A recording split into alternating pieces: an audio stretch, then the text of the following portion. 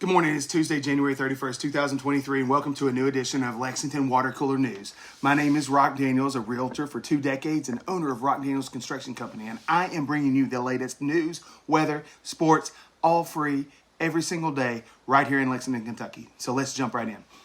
In the weather today, it's going to be really cold with highs at 33 and lows of 24, with sunrise happening at 7:43 this morning and sunset at 5:59 p.m. The Dow Jones fell 260 points yesterday, while the NASDAQ went down 227 points. Now, according to an update provided by One Lexington to Lexington City Council members, the organization's initiative to address gun violence among the ages 13 to 29 may shift some neighborhood focus. The Tates Creek area could get more attention as the focus has been largely centered on the East End.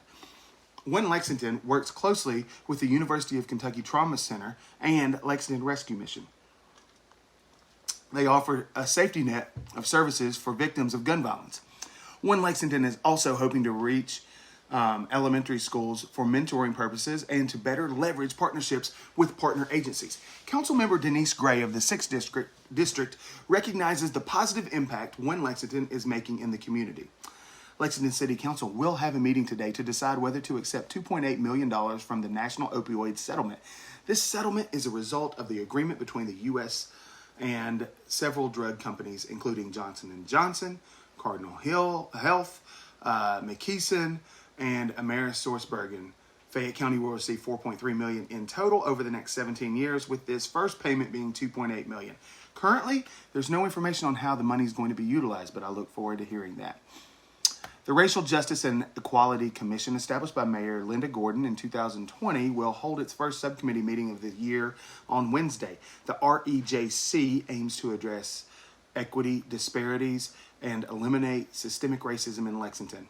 In 2020, the commission released a report containing 53 suggestions on ways to tackle systemic problems in the city.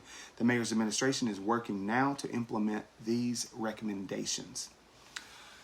In other news, a mail carrier was robbed in Lexington on Monday at noon in the Spring Meadows Drive area. The suspect approached from behind, showed a gun, and demanded the mail carrier's key, which was in the mail bag. The mail carrier immediately handed over the bag, and the suspect ran away. The police found the mail bag, but not the key. The police searched the area, but could not find the suspect.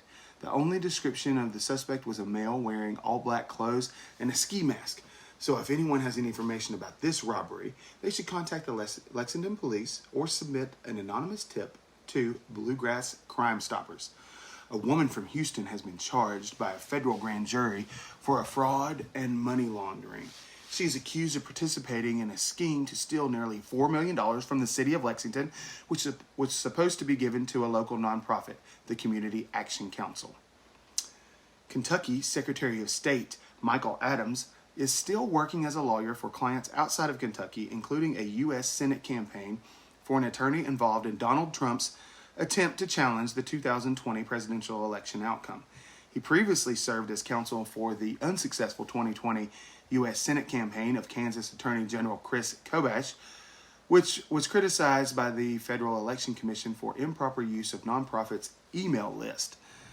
Adams continued to work on Kobash's campaign committee even after becoming Kentucky's top election official, recently signed a document for Kobash's committee just before the 2020 general election.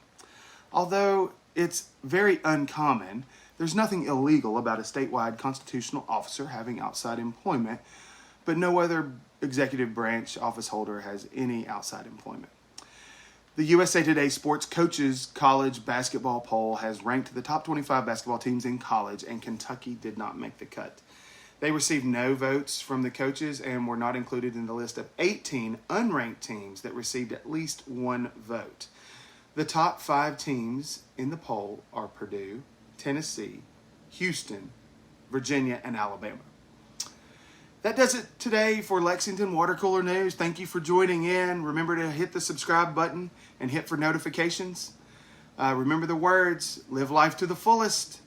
Join us again tomorrow for all your news, weather, and sports, free of charge, sponsored by Rock Daniels and Rock Daniels Construction Company.